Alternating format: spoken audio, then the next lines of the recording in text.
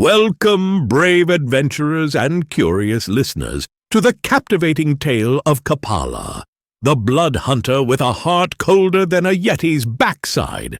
Grab your potions, sharpen your swords, and prepare for a journey filled with demons, dread, and a touch of dark humor. This is the story of a boy who went from carefree frolicking in the fields to demon-slaying with the emotional range of a stone golem.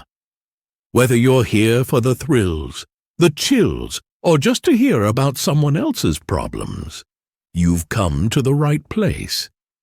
So, without further ado, let's dive into the legend of Capalla.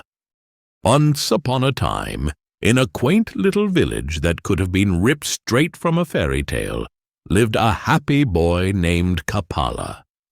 Picture a bundle of joy with light brown hair and eyes like melted chocolate. This place was so peaceful, even the cows mooed in harmony.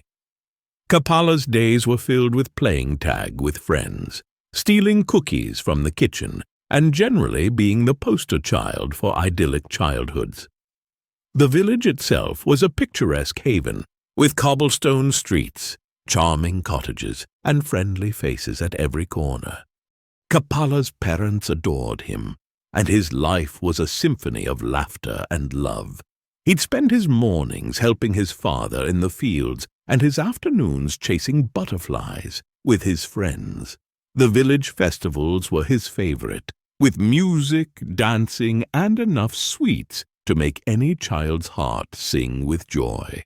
Life was simple, and life was good. But, as these stories go, peace didn't last. One night, as the moonlight bathed the village in a serene glow, a demon with a serious grudge decided to crash the party. Cue the horror movie soundtrack. This not-so-friendly neighborhood demon went on a rampage, reducing the village to rubble and turning Capalla's world upside down. Our young hero watched in terror as everything he knew was destroyed. Talk about a rough night, huh? To add insult to injury, Capalla himself got wounded. Enter Rirdurr, the bugbear blood hunter with a heart of gold, or at least something less tarnished. Rirdurr swooped in, saved Capalla, and recruited him into the blood hunter clan. It's like an extreme version of Take Your Kid to Work Day, except with more blood and fewer snacks. This gruff, towering figure with a soft spot for lost causes became Capalla's new guardian, mentor, and unwitting parental substitute. And so the dynamic duo of Capalla and Rirdurr set off on an epic journey filled with grueling training sessions. Rirdurr, in all his bugbear wisdom, taught Capalla the ways of the blood hunter. Picture a montage of sword fights, dark rituals, and lots of intense staring into the abyss. Rirdurr's voice. Blood hunters are clever warriors with a knack for destroying evil. We use blood magic, sacrifice our vitality, and live in the shadows to protect the realms. Oh, and try not to let the darkness consume you. No pressure, kid.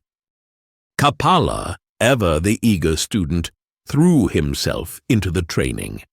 Unfortunately, the price of blood magic wasn't just a few paper cuts. It was more like a permanent state of anemia. His light brown hair turned pure white. His eyes became blood red, and his skin, let's just say pale, doesn't quite cover it. Sleep became a distant memory, replaced by nightmares and evil spirits making nightly visits. It's like a slumber party from hell, literally. Capalla's transformation was both physical and mental. He learned to harness the power of his own blood to enhance his combat abilities, performing feats that would make a vampire blush. But with each battle, each drop of blood spilled, he became more detached, more cold.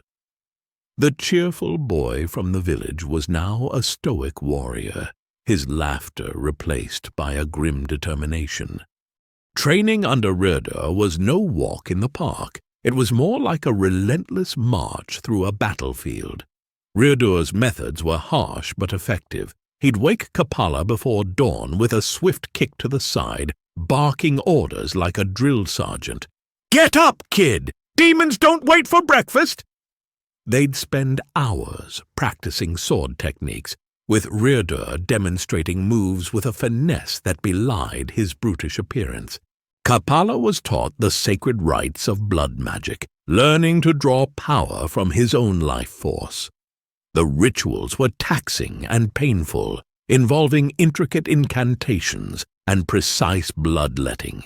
Each rite was a double-edged sword, granting Capalla immense power at the cost of his vitality.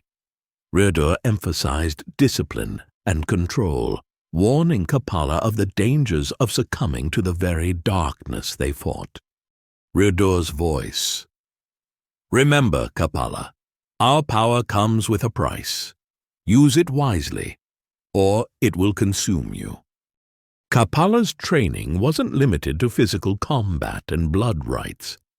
Rirdurr also drilled him in the art of stealth and reconnaissance.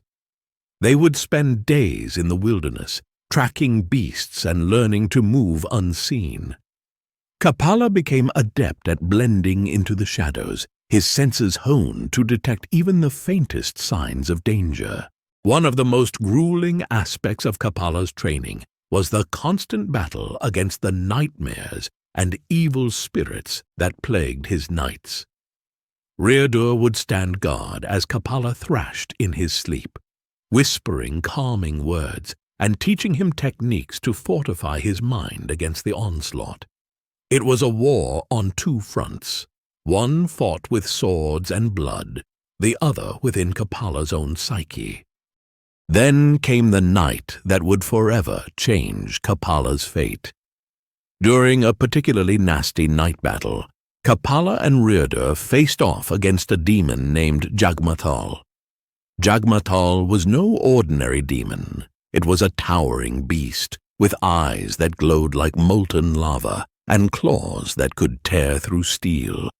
The air crackled with dark energy as the demon roared its challenge. Capalla, already exhausted from days of relentless training and sleepless nights, found himself struggling to keep up. His blood magic, though powerful, was draining his life force faster than he could regenerate it. Each slash of his blade, each incantation, left him weaker. He was running on fumes, and blood loss made his vision blur. As the battle raged on, it became clear that Jagmathal was toying with them, savoring their despair. Capalla's movements grew sluggish, his strikes less precise. The demon lunged, and Capalla barely managed to parry, but the force of the blow sent him sprawling. He tried to get up, but his limbs felt like lead. Jagmathal closed in, ready to deliver the killing blow. In that critical moment, Rirdurr acted. With a roar that echoed through the night, the bugbear blood hunter threw himself between Capalla and the demon. Jagmathal's claws slashed through Rirdurr's armor, tearing into flesh. Rirdurr grunted in pain but did not falter. He swung his massive sword with all his might, driving Jagmathal back. Rirdurr's voice. "Capalla now! Finish it!" Rirdurr's sacrifice gave Capalla the precious seconds he needed to gather his remaining strength. With a final desperate effort, Capalla chanted the words of a powerful blood rite, his voice trembling but resolute. His blood magic flared, and his blade glowed with a crimson light. He charged at Jagmathal, his movements a blur of determination and rage. Capalla's strikes were swift and unrelenting, each blow fueled by the memory of his fallen village, the loss of his family, and now the sacrifice of his mentor. Jagmathal roared in fury as Capalla's blade pierced its dark heart. The demon thrashed and writhed, its death throes shaking the very ground. With a final deafening scream, Yagmatol disintegrated into a cloud of dark energy, leaving behind nothing but silence. Capalla stood over the remains, his chest heaving, his vision darkening. He turned to look at Rirdurr, who lay motionless on the ground, his lifeblood seeping into the earth. Capalla's voice: "The dead are dead. They are not my concern." Yep, that's Capalla for you. Emotionless and pragmatic. With Rirdurr's lifeless body behind him, Capalla took down Yagmatol and promptly fainted. All in a night's work. The bond between Capalla and Rirdurr, though deep, was now just another casualty in his relentless pursuit of vengeance. The moment Rirdurr died, Capalla felt a cold emptiness settle within him. The man who had saved him, trained him, and cared for him was gone. But Capalla couldn't afford to dwell on it. He had a mission, a duty to fulfill.